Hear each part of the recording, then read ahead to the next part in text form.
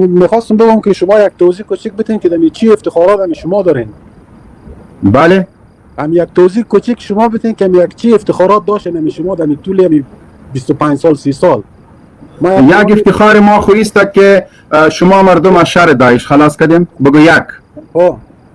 دوم افتخار ما است که مردم افغانستان از میخ کوپیدن بالای سر از اونها ازی خلاص کردیم.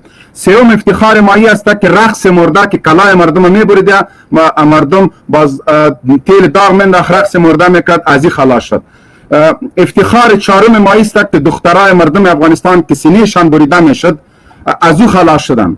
افتخار پنجم ما است که وحشی هایی که امی کارها را میکردن آل از برکت جهاد طالبا کلان قهرمانا و پرانگاه شده و انشالله ان قریب شاخهایشان میبریم. این افتخارات است، دیگه چی افتخار باشه؟ واقعا شما یعنی روی شما میشه که مثلا تو همی حرفا را میزنید همی لایف هم میایید نه؟ شما به عنوان یک طالب یک مسلمان بله یعنی تو فکر نمیکنی که باعث این از این کارا کلش این طالب بوده؟ امی چغچغ تو که است کمک آواز تا زیاد کو. این کارا که شده همش پیش ازی شده که طالب نبود، نام طالب بلکه نبود. امی وحشتا و میخ کوبیدن و سر بریدن بود، سینه های دخترای مردم بریدن میشد، کابل به کندواله بدل شد. این امی ظلم ها و وحشتا بود که طالب در مقابلشان آمد و همهشان را تا کولا به دوان. اینمی شما سن فهمیدی که زیر پیش از اینکه طالب بیاید این وحشت‌ها را شما کردین. شما را خطاب نمیکنم، البته کسانی که مقصد ما حزب وحدت، جمعیت، مسعود گوش بریده، سگ فرانسه مطلب مازنی مردم است و کسانی که به شانه های ناتو به شانه های از واسه سوار در کابل آمدن. هدف ما کسانی هستند که اونها را طالبات تا کلاه به دوانده بودن و پس آمدن نوکرهای ناتو، نوکرهای امریکا، نوکرهای آیساف، کسانی که 20 دختر کشته شده از گرین ویلیج به منطقه شان رفت. با کدام چی شما نامیه به طالب تخت و تاج و دشنام میکنن؟ بله محترم، ما یک آدم 35 ساله هستم. خدا کنه که 65 ساله باشی دستاوردهای طالب برایت گفتم. شما را ما برات میگم حالی امی شما مگه حکومت نکردین در دوران شما؟ ما یادم است شما در دره قربان، بامیان، مثلا کابل، شما این درخت‌ها، این باغ‌ها اینا را که از بیخ میکشیدین. در کجا؟ پیش از اینکه طالب بیاید در سر مردم میخ کوبیده میشد. پیش از اینکه طالب بیاید در سر مردم میخ کوبیده میشد. جنرالای پاکستانی زد برادران. جنرالای پاکستانی نه، قماندانای حزب وحدت، قماندانای حزب وحدت. سایکو اینا عبدالعلی مزاری خائن، عبدالعلی مزاری خائن، عبدالعلی مزاری قاتل، عبدالعلی مزاری وحشی. سایکو اجازه بده مولوی صاحب، بام که من گپ خود بزنم اومدم. سایکو عبدالعلی مزاری یک آدمی بود، یک وحشی بود، یک درنده بود، به صفت انسان یک قاتل بود، در شکل انسان یک وحشی بود. عبدالعلی مزاری کدام سگ بود که تو میای از عبدالعلی مزاری گپ میزنی؟ اینمی عبدالعلی مزاری بود که سینه های مردم افغانستان را میبرید. اینمی عبدالعلی مزاری بود که در سر مردم کابل میخ میکوبید. اینمی عبدالعلی مزاری بود که رقص مرده سر مردم مظلوم کابل میکردن. تو از کدام قهرمان یاد میکنی؟ بچه گاتی هزاره کابل اداره مهربانی کن. نقش ورد اینجا نکن، اینجا سم آدم وار گپ بزن.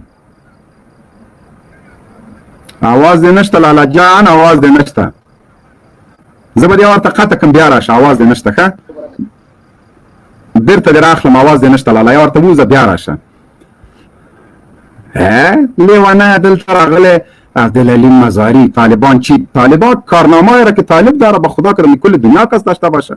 ډاکټر صاحب دې بچه کې هزارګي ته که څه ویل لري دا ته خبرې وکړه، زه به تر هغه بل کاس واخلم چا سره راګي.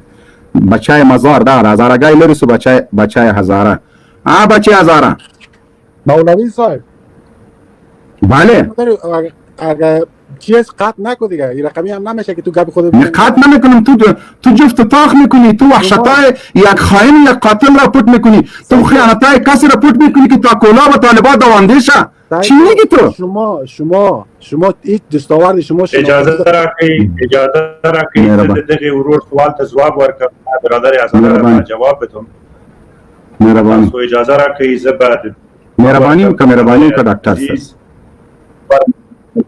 در حفظ و امان خدا باشید. شما وقتی که انتقاد میکنین یا سوال میکنین اجازه بدین که ما هم اینقدر آزادی داشته باشیم که به سوال شما پاسخ بدیم.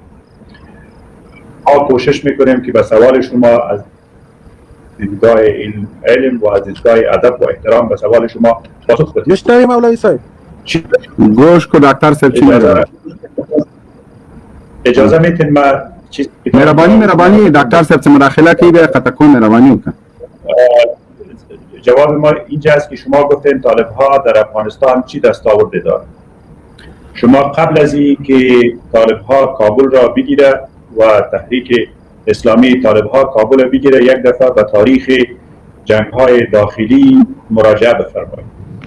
در اونجا ببینید که کدام جنایات نبود که به مردم افغانستان و ملت افغانستان صورت گرفت. خانه به خانه شد، بینه های مردم بریده شد، مردم ها از امان انداخته شد، خانه ها چوش شد، به نام هزاره و پشتون و ترکمن و ازبک یکی به دیگه به جان هم افتادیم و افغانستان را به کنواره بدل ساختیم و افغانستان را ویران ساختیم و افغانستان به تمام معنا از لحاظ اقتصادی و از لحاظ قواعد و ضوابط بین المللی یک کشور درگیر در تشنجات داخلی خود.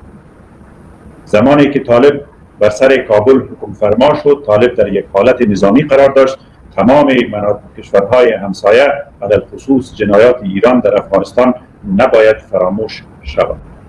موضوع دیگری است که بعد از اینکه ما سر امروز طالبان میخوایم صحبت داشته باشیم، طالبها ستون فقرات آمریکا را یک بار دیگر مثل نیکایان بزرگ ما، مثل آبا و اجداد ما، کمر آمریکایی ها را در افغانستان شکست داد و کمر آمریکایی ها را در افغانستان شکستان.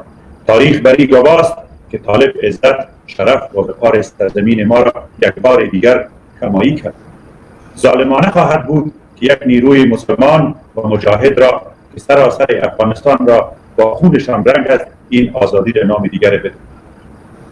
مردم ها در تاریخ بشریت، مردم هایی که برای آزادیشان می جنگند و مبارزه می کنند، ملتشان از او می باله و او می نازه و به سر از او فخر می کنند.